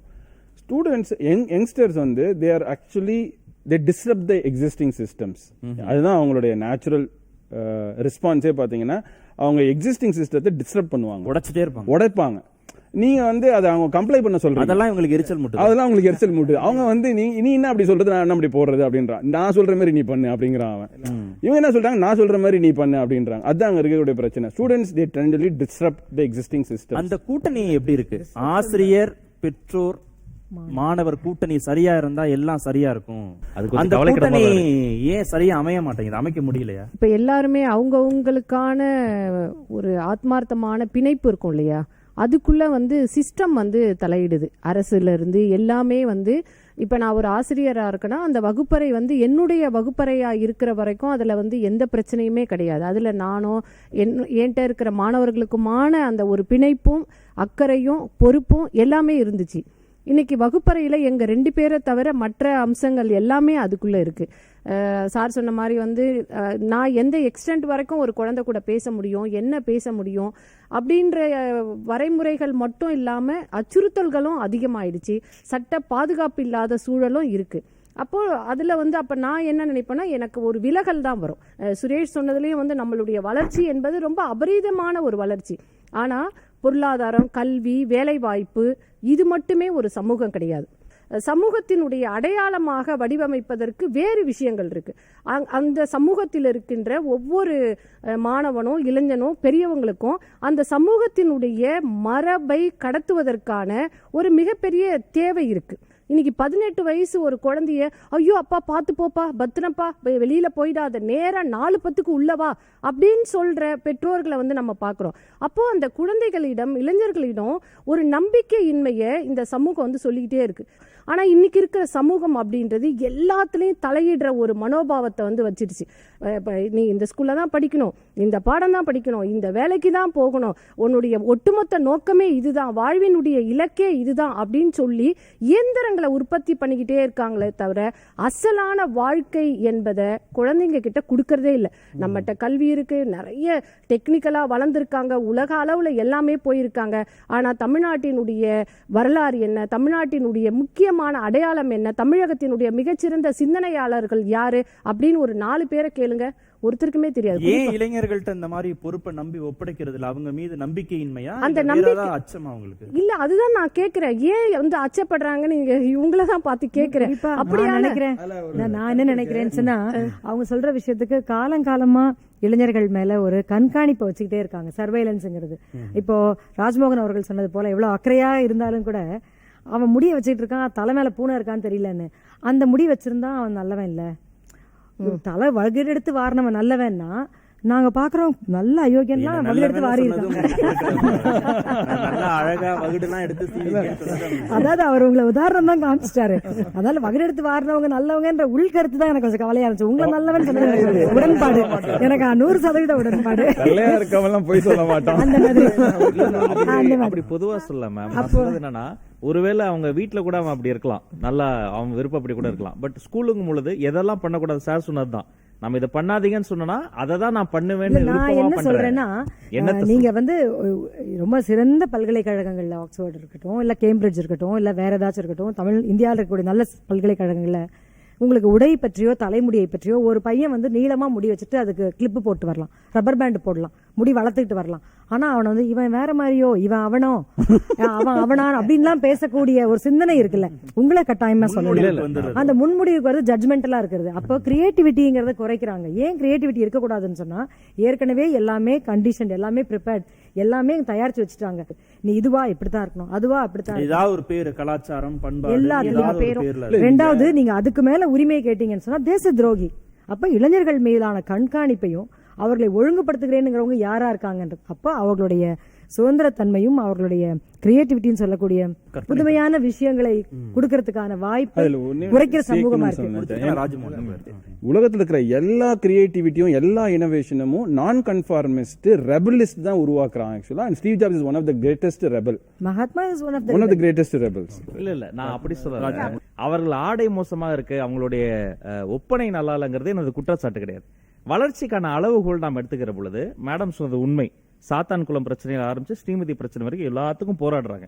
என் கேள்வி, போராடுகிறவர்கள் அதுல இளைஞர்கள் இருக்காங்க, அந்த பிரச்சனை செய்தவர்கள் இருக்காங்க, அதுலயும் இளைஞர்கள் இருக்காங்க. அந்த குற்றம் சாட்டப்பட்டு ஜெயில இருக்கக்கூடிய இளைஞர்கள், காவல்துறை அதிகாரிகள்ல இளம் வயது தன்னைத்தானே கும்பன் சொல்லிக் கொண்ட காவல்துறை அதிகாரி இருக்கிறாரு, சினிமாவுடைய இன்ஃபுளுன்ஸ்.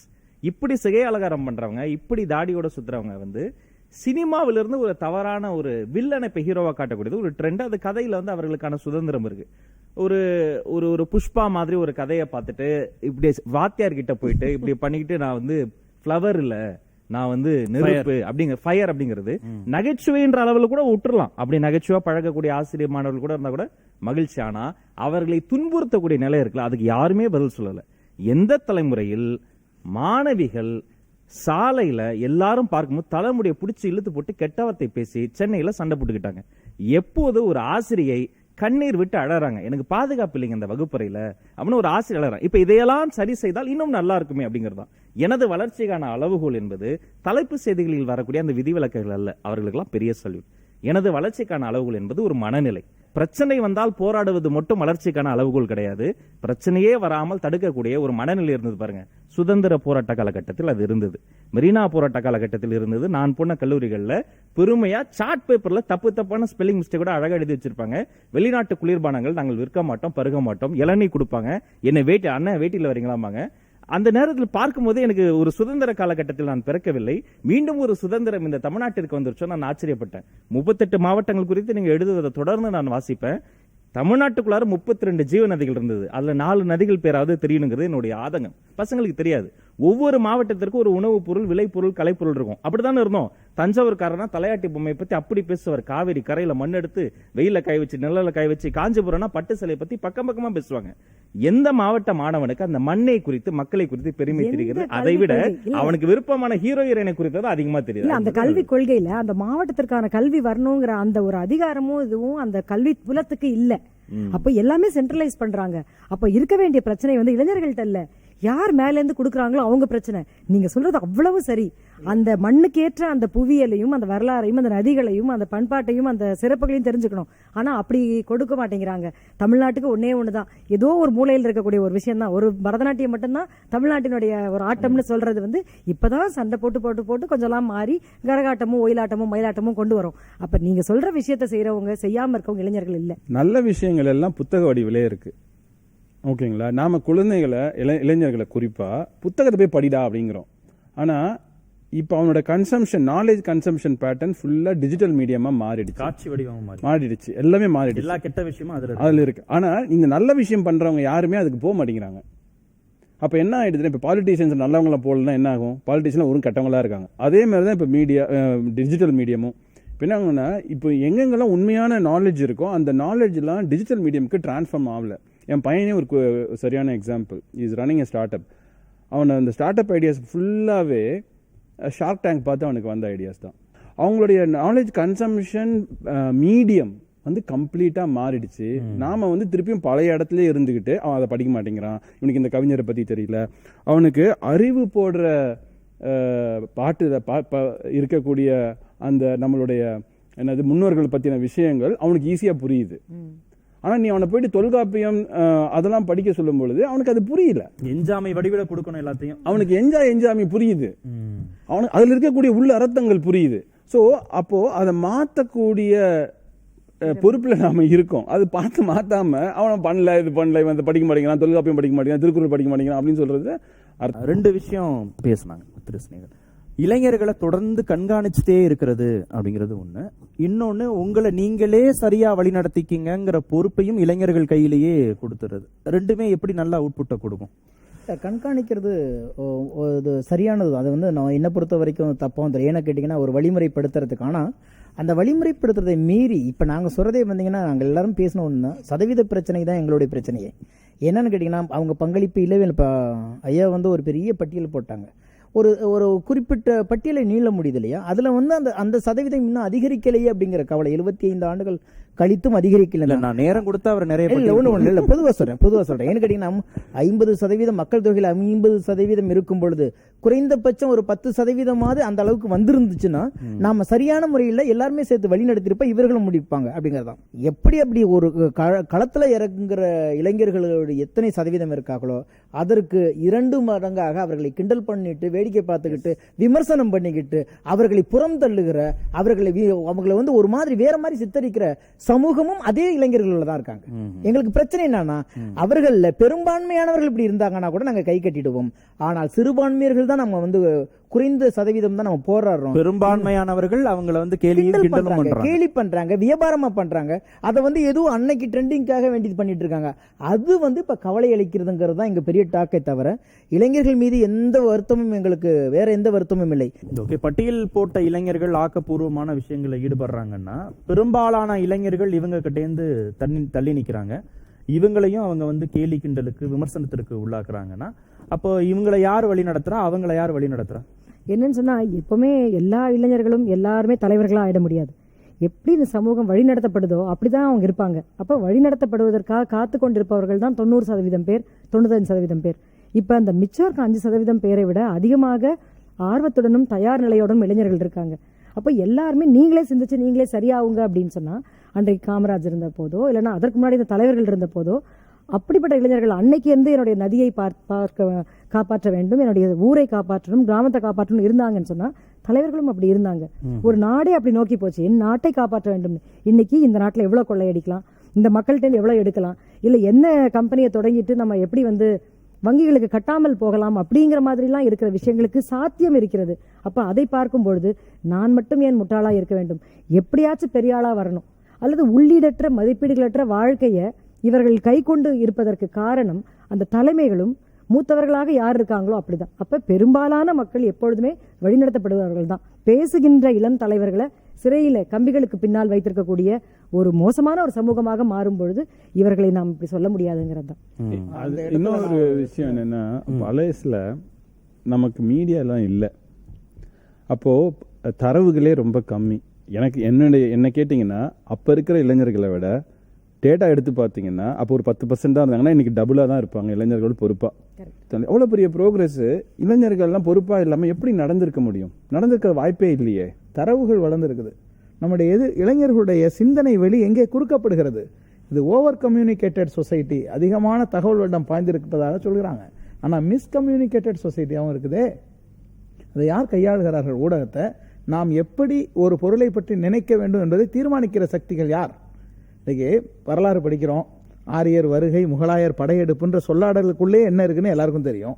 இப்போ நம்ம தேசிய கொடி எழுங்க, அது காவி வெள்ளை பச்சைக்கு, காவி என்பது தியாகத்தை குறிப்பது, வெள்ளை என்பது தூய்மையை குறிப்பது, பச்சை என்பது வளத்தை குறிப்பது என்று நாம் சொல்கிறோம். தவிர உண்மையில என்னது? அது மேலே இருப்பது இந்து மதத்தையும், நடுவில் இருப்பது கிறிஸ்தவத்தையும், கீழே இருப்பது இஸ்லாமியர்களுடைய அடையாளமாகவும், நடுவில் இருக்கின்ற அந்த 3 வர்ண கொடி அல்லது 4 வர்ண கொடி, 4 வர்ணத்தை நம்ம கண்டுக்கிறதே இல்லை. அந்த அசோக சக்கரம் நீல வண்ணம், அந்த நீளத்தை நம்ம எடுத்துக்கிறதே இல்லை. அந்த அசோக சக்கரம் தர்மத்தையும் ஒடுக்கப்பட்ட மக்களையும் குறிப்பது. இதில் ஒரு நிறத்தை கிழிச்சிட்டா கூட அது தேசிய கொடியா இருக்க முடியாது.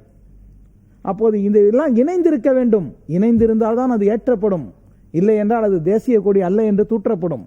அந்த நிலைமை நாட்டுக்கு இன்றைக்கு ஒரு அபாயமாக வரும்பொழுது இளைஞர்கள் எதை கட்டி எழுப்ப வேண்டும்? இளைஞர்கள் எதை விதைக்க வேண்டும்? பேசி பேசி என்ன செஞ்சோம்? இளைஞனுக்கு சமூக ஊடகத்தில் லைக் வாங்கணும், வாழ்க்கையில பைக் வாங்கணும். இந்த 2 லட்சத்தோட எத்தனை நாள் வச்சிருக்குது? அவனை ஒரு போராளியாக எப்போது மாற்றப் போகிறீர்கள்? போதைக்கு எதிரான போராளிகளாக இளைஞர்களை நம்ம உருவாக்க வேண்டாமா?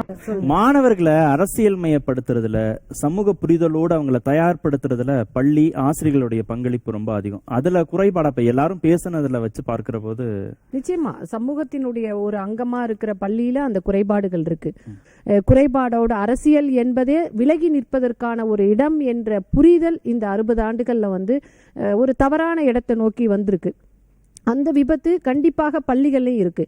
ஆனா இப்படியான ஒரு அரசியல் சூழல்ல பள்ளிகள் முழுக்க முழுக்க அரசியலிலிருந்து தங்களை விடுவித்துக் கொண்டன. அது கடந்த 30 ஆண்டுகளில் மிக வெளிப்படையாக மிக வருத்தமான ஒரு இடம். இல்ல எதுக்குமே போராட வரலைன்னா திடீர்னு வரமாட்டாங்க. பள்ளியில இருந்து பள்ளிகள்ல இருந்துதான் தயாரானாதான் அவங்க பொது சமூகத்துக்கு வருகிற போது, பொது நீரோட்டத்துக்கு வருகிற போது அவங்களால நிச்சயமா அங்க தயார்படுத்துதல இல்ல பள்ளிகள்ல சமூகம் சார்ந்த ஆசிரியர்கள் அதை செய்யாதீங்க, உங்களுக்கு வார்னிங் கொடுக்கறோம்னு சொல்றாங்க. கேரளாவில் ஸ்கூல் லெவல்ல உங்களுக்கு இது இருக்கு, இது இருக்கு, பொலிட்டிக்கல் இன்ஃப்ளூயன்ஸ் இருக்கு. தமிழ்நாட்டுல இல்லவே இல்லை. நம்ம அதை கம்ப்ளீட்டா இருக்கடிப்பு செஞ்சு இல்ல. பள்ளிகள்ல அரசியல் சார்ந்த கருத்துக்களை, அரசியல் மட்டும் இல்ல, சமூகம் சார்ந்த கருத்துக்களை பேசுவதற்கான இடமே கிடையாது. அது இன்னும் சுருங்கி பாடத்திட்டத்தினுடைய சுமை அதிகரித்த பிறகு பாடத்தை தவிர வேற எதுவுமே வகுப்பறைகள்ல பேச முடியாத சூழல்கள் மாறிடுச்சு. பல அரசியல் ஆளுமைகள் அந்த மாணவர் அமைப்புகள்ல இருந்து உருவாகி வந்தவங்க அந்த தேர்தலையும் ஆமா ஆமா அந்த இடங்கள் சூழல் இப்ப இல்ல. அந்த ஜனநாயக தன்மை தான் சொல்லணும். அந்த ஜனநாயக தன்மை முற்றிலுமாக பள்ளிகள்ல இருந்து வெளியேற்றப்பட்டது. சரி, பள்ளிகள்ல பண்ண முடியல ஒரு நெருக்கடினா குடும்பமாவது பண்ணணும்ல, அந்த அமைப்பாவது அரசியல். அதுதான் நான் முதல்ல இருந்து பேசிக்கிட்டே இருக்கிறது. அதுதான் இந்த சமூகத்தினுடைய மக்கள் அங்கம் அப்படின்றது நமக்கு எதிரானது. அதுல நம்ம ஒரு குறிப்பிட்ட எல்லைக்கு மேல தலையிட முடியாது அப்படின்றத குடும்பங்கள் மீண்டும் மீண்டும் சொல்லிக்கிட்டே இருக்கு. தான் தலையிட வேண்டான்றாங்களா, தலையிட முடியாதுன்றாங்க? தலையிட வேண்டாம்னு தான் சொல்றாங்க. தலையிட முடியாது அப்படின்னு சொல்றதுக்கு சின்ன சின்ன பயங்கள் தான் இருக்கு. அது ராஜ்மோகன், நியாயமான கேள்வி. நீங்க ஒரு குழந்தையை அரசியல் மயப்படுத்துறதுக்கான முதல் தளம் பள்ளி. அங்க பாலிசி அடிப்படையில அதற்கான கதவுகள் மூடப்படுது. குடும்பம் ஒரு பொருளியல் வாழ்க்கையை நோக்கி அந்த குழந்தையை தள்ளுதும் போது அப்புறம் யார் அந்த டிராப்புக்குள்ள இழுக்கிறாங்களோ அங்க போயிடுவாங்கல்ல குழந்தை. எல்லா ஆசிரியரும் நல்லாசிரியர் விருது வாங்க முடியாது. ஆனா எல்லா ஆசிரியரும் நல்ல ஆசிரியரா இருக்கணும்ன்ற ஒரு கருத்துல நம்ம எல்லோருமே உடன்படும். அதே மாதிரி எல்லா இளைஞர்களும் பெரிய கண்டுபிடிப்பாளர், சமூக சீர்திருத்தவாதியா இருக்க முடியாது. ஆனா எல்லா இளைஞனும் அந்த இளமை காலம் முழுக்க ஒரு சிறந்த சிந்தனையாளராக இருக்கணுங்கிறது தான் என்னுடைய எண்ணம். இப்ப 4 ஆண்டுகள் படிச்சா இன்ஜினியர் ஆயிடலாம், 5 ஆண்டுகள் படிச்சா டாக்டர் ஆயிடலாம், ஆயுள் முழுக்க படிச்சுக்கிட்டே இருந்தா தான் மனுஷன் ஆகலாம். செய்தித்தாளை படிக்கணும். நீங்க சொல்றது ஒரு பெரிய உயர்ந்த மனோநிலை. நான் சொல்றேன், அப்படிதான் அந்த இடத்தை நோக்கி தான் ப்ராக்ரெசிவா நான் நகர்றேன், நடக்கும். அது மலாலா சொன்னதுதான், ஒரு ஆசிரியர் ஒரு பேனா ஒரு பாடப்புத்தகம் போதும் உலகத்தை மாற்றுவாங்கன்னாங்க. ஸோ அதை தான் நீங்கள் வந்து பள்ளிக்கூடம் வீடு அப்படிலாம் கேட்குறீங்க. இப்போ முன்பு வீடுகளில் வந்து நிறைய வெளியில் வந்து குழந்தை வந்து வீட்டுக்கு வரும் பொழுது வியர்த்து விறுவிறுத்து வீட்டுக்கு வருகிற பொழுது குறைந்தபட்சம் ஒரு 4-5 பேர் இருப்பாங்க, அவங்க கிட்டலாம் பேசுவாங்க. இப்போ அந்த சூழல் இல்லை. ஒன்று அப்பா ரொம்ப பிஸியாக இருக்கார், அம்மாவும் அவங்க ரொம்ப நாள் தவறு விட்டு அவர்களுடைய சுயத்தை தேடி வெளியில் நிறைய போகிறாங்க, எக்ஸ்ப்ளோர் பண்ணுறாங்க. அப்போ அந்த குழந்தை அது கைக்கு ஈஸியாக ஆக்சஸ் டு இன்டர்நெட் ஈஸியாக இருக்குது. அப்போ அதில் பார்த்தா அது வந்து சிங்கம் புலிலாம் கார்ட்டூனில் பேசுது, இன்னைக்கும் செத்த டைனோசரஸ் பேசுது, கரடி சொல்லுது வாடா வருத்தப்படாத கரடிகள் சங்கம் அவனுக்கு பிடித்த மொழியில் பேசுகிறது. ஆனா பேச வேண்டிய அப்பா அம்மா ஆசிரியர் எல்லாருமே டேய் காந்தி அகிம்சையை போதித்தாரா, அது எழுதிரு 2 மார்க். அப்ப அகிம்சை எப்படி அறிமுகப்படுத்தலாம்? நான் கேள்விதான் கேட்டேன், ஏன் மேம் 2+2 4ன்னு சொல்லிட்டோன்னே மிஸ் ரொம்ப திட்டாங்க. அப்படிதான் மேக்ஸ்ங்கிற ஒண்ணு என் வாயில ஒரு துன்பியல் சம்பவம் மாறி. அப்ப எப்படி இந்த குழந்தைகளுக்கு அறிமுகப்படுத்துறோங்கிறதுல நான் I agree with all of you.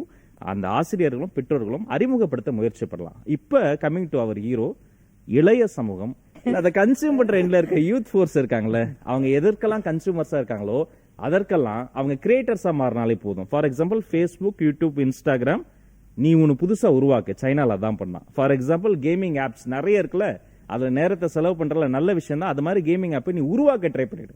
Innovation ஒன்று இருந்தது முன்பெல்லாம், நம்ம பத்திரிகையில் எப்பவும் படிப்போம், சூரிய சக்தியில் திரும்பக்கூடிய காற்றாடி, தண்ணியில் ஓடக்கூடிய ஒரு சிறிய ரக மோட்டார், அதெல்லாம் இப்பெல்லாம் அது மாதிரிலாம் நிறைய பார்க்க முடியாது. இப்ப பார்க்கக்கூடிய பெரும்பான்மை செய்திகள் ஆசிரியர் இவன் அடிச்சான், இவன் அவனை அடிச்சான், இப்படி இந்த கயிறு கட்டி போனா இந்த சண்டை, நெகட்டிவிட்டி அதிகமா நிறைய ஆயிடுச்சுங்க. அதை மீறி பாசிட்டிவா பேசுற எங்களுக்கு என்ன தெரியுமா பேரு, அழகான பேர் வச்சிருக்காங்க, பூமர் அங்கிள் அப்படின்றாங்க.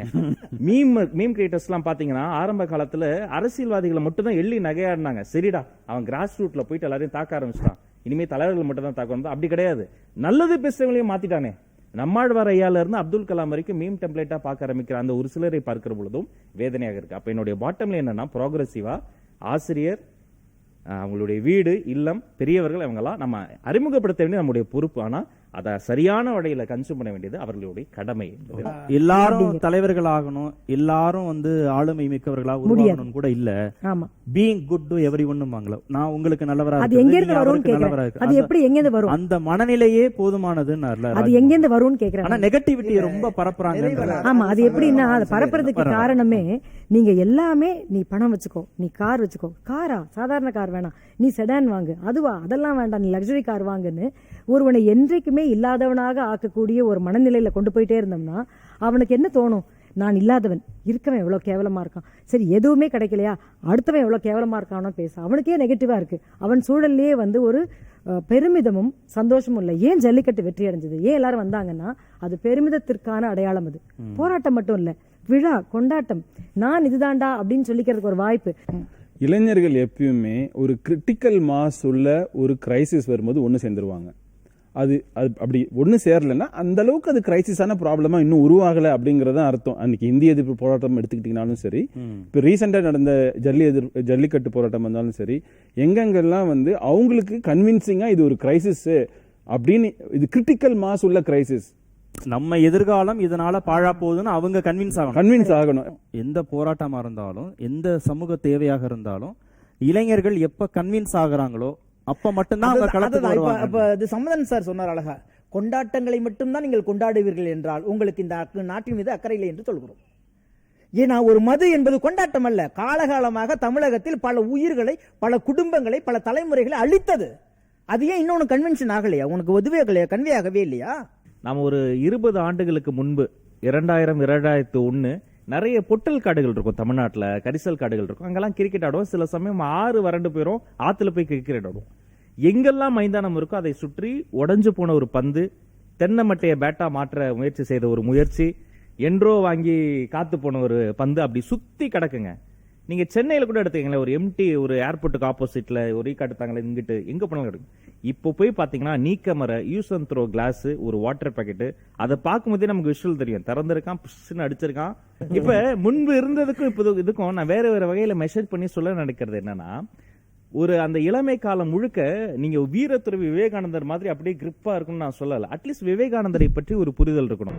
ஏன் கன்வின்ஸ் ஆக மாட்டேன்றாங்கன்னு நினைக்கிறீங்க? மது வந்து ஒரு பெரிய பிரச்சனை இல்லையா அந்த சமுதாயத்துல? தமிழ்நாட்டை பொறுத்த வரைக்கும் மது வந்து ரொம்ப டாஸ்மாக்னால ஹைலி பொலிட்டிசைஸ்டு நரேட்டிவ், அதுதான் மதுவில் இருக்கக்கூடிய பிரச்சனை. ஏன் நம்ம மைண்ட்லேயே வந்து அது டாமினேட் ஆகி பூதகரமாக இருக்குது. அது திருப்பி பேசி அது திருப்பியும் நம்ம வந்து அது வந்து நான் கம்ப்ளீட்டாக புறந்தள்ள விரும்பலை. அது ப்ராப்ளம்னு ஒத்துக்கலாம். ஆனால் அதுதான் நம்பர் 1 ப்ராப்ளம் ஆஃப் தமிழ்நாடுன்னு நம்ம பார்க்க வேண்டிய அவசியம் இல்லை அப்படிங்கிறது தான் என்னோட பாயிண்ட். இந்த மதுவோட அவைலபிலிட்டி இருக்கு இல்லைங்களா, ரொம்ப ஜாஸ்தியா எங்க தெருவுக்கு ஒரு இடத்துல நின்று வாங்கி குடிக்கலாம் அப்படின்ற இடம் வந்து இருக்கு இல்லையா, அது வந்து டோட்டலா வந்து அந்த பிள்ளைகளை வந்து ஸ்பாயில் பண்ணுது. அதுல எந்த சந்தேகமுமே இல்லை. பள்ளிக்கூடத்துல இருந்து காலேஜ்ல வந்து எல்லா இடங்களையுமே இருக்கு. முன்னாடி குடி அப்படின்றது வந்து ஒரு தயக்கத்துக்குரிய, பெரியவங்களுக்கு முன்னாடி நின்று குடிக்க முடியாது, குடும்பத்துக்கு முன்னாடி நின்று குடிக்க முடியாது.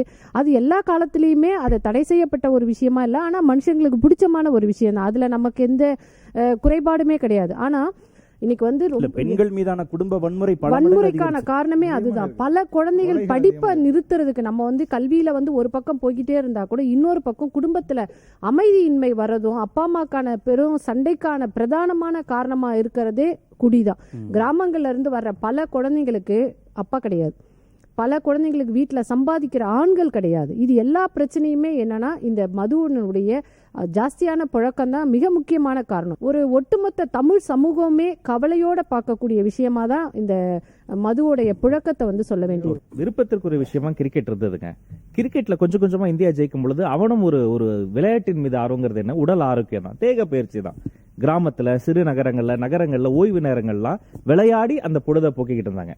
இந்தியா உலக கோப்பையை நெருங்குகிற போதெல்லாம் இந்தியன் என்ற உணர்வு சற்று அதிகமாக இருக்கும்.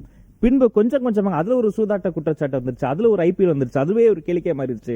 அப்ப கொஞ்சம் கொஞ்சமாக அந்த விருப்பத்திற்குரிய விஷயங்கள்ல மது, போதை எல்லாமே அது வந்துருது. என் கேள்வி என்னன்னா, இல்ல இளைஞர்களை குறை சொல்ல போறோமா, இல்ல அதுக்கு பாலிசியா முடிவெடுக்க குறை சொல்ல போறோம். நான் இளைஞர்களுக்கே வரேன். என் கேள்வி என்னன்னா, அந்த சாய்ஸ் வந்து உலகம் முழுக்க எப்போதுமே இருக்கும். நீங்க இந்தியால இருந்து வேற வேலை தேடி வேற ஊருக்கு போகலாம், அங்க இருக்கும் மது.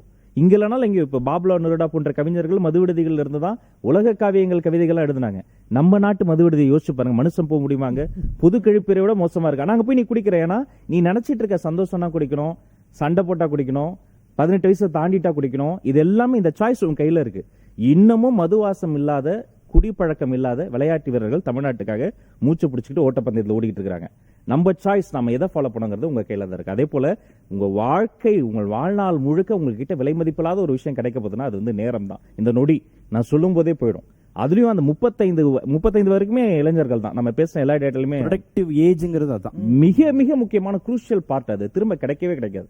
ஒரு காலத்துல நம்ம பாக்குறவங்க எல்லாம் சாப்பிட்டீங்களா, தமிழர்கள் தான் அது கேட்பாங்க. சார் சாப்பிட்டீங்களா, நைட்டு 10 மணி பட்டலாம் அண்ணே சாப்பிட்டீங்களா, ஏன்னா சாப்பாடு இல்ல, சாப்பிடாம கஷ்டப்பட்டோம். என்னையெல்லாம் நிக்க வச்சு எலும்பு கூட எண்ணுவாங்க, சுருங்கி போன உயிரோட இருக்கும். இன்னைக்கு மிகை உணவை நோக்கி போயிட்டோம். இப்ப அனைவருக்கும் உணவுங்கிறத தாண்டி ஆரோக்கியமான உணவுக்கு வந்துட்டோம். அதே மாதிரிதான் வளர்ச்சி வந்திருக்கு, இளைஞர்கள் சாதி இருக்கிறாங்க, அனைவருக்கும் வளர்ச்சி வந்துருச்சு. ஆனா ஆரோக்கியமான வளர்ச்சியை நோக்கி நாம போகணும். இதே ஸ்பீட்ல போனோம்னா பத்தாது. இன்னும் ஒரு அவங்க ஸ்டைல சொல்லணும்னா இந்த 2.1 சொல்லுவாங்களே, அந்த வேகத்தில் போனால்தான் கீழைத்தேய நாடுகள், ஜப்பான், சைனா அவர்களையெல்லாம் தாண்டி இந்தியா வந்து ஒரு மிகப்பெரிய நாடாக வரும். நாட்டின் வளர்ச்சியில இளைஞர்களின் பங்கு குறைந்திருக்கு அப்படின்னு பேசியவர்கள் வந்து இளைஞர்கள் மீது அக்கறை இல்லாதவர்கள் கிடையாது. ஏன்னா விமர்சனங்கள் தான் வளர்ச்சியை வந்து அடுத்த கட்டத்துக்கு நகர்த்தும். இன்னும் இந்த சதவீதம் அதிகரிச்சிருந்தா திரு சுரேஷ் சம்பந்தன் போட்ட பட்டியல் வந்து இன்னும் நீண்டுகிட்டே போகுமே அப்படின்ற ஒரு எதிர்பார்ப்பும் ஆதங்கம் சார்ந்ததுதான். நம்ம இன்னும் முன்னேறவே இல்லையா, வளரவே இல்லையானா அவர் போட்ட பட்டியல், வழக்கறிஞர் அஜிதா கொடுத்த பட்டியல் அப்படிங்கிறதே வந்து அதை வந்து நிரூபிக்கக்கூடியதுக்கு சான்றுகளாக இருக்கும். அந்த சம்பவங்கள்லாம் கோர்வையாக அவங்க வகைப்படுத்தினாங்க. ஆனா அதோட நாம திருப்தி அடைய முடியாது. இந்தியா போன்ற மிகப்பெரிய ஜனநாயக நாடு அடுத்த கட்ட வளர்ச்சிக்கு போகணும், உலக நாடுகளோடு ஒப்பிடுகிற போது நம்முடைய வளர்ச்சி இன்னும் பல மடங்கு அதிகரிக்கணும் அப்படின்னா இந்த தரப்புல முன்வைத்த இந்த விமர்சனங்களும் ஏற்றுக்கொள்ளக்கூடியதாக தான் இருக்கும். அதெல்லாம் சரி பண்ணும்போது தான் நம்ம வந்து அந்த வளர்ச்சியை வந்து முழுமையாக அடைய முடியும். ஏன்னா ஓட்டப்பானையில எவ்வளவு நம்ம தண்ணி ஊற்றினாலும் அது நிறையாது. அந்த அடிப்படையில் இந்த விமர்சனங்களையே நம்ம வந்து அடுத்த கட்ட வளர்ச்சிக்கான ஆக்கப்பூர்வமான கருத்துக்களா எடுத்துட்டு அடுத்த கட்ட வளர்ச்சியை நோக்கி நம்ம இன்னும் விரைவா நகரலாம். இந்த 75வது சுதந்திர தினத்துல நிகழ்ச்சியில் பங்கேற்ற விருந்தினர்கள் அனைவருக்கும் வணக்கம். மற்றும் நிகழ்ச்சியில் சந்திக்கலாம். நன்றி.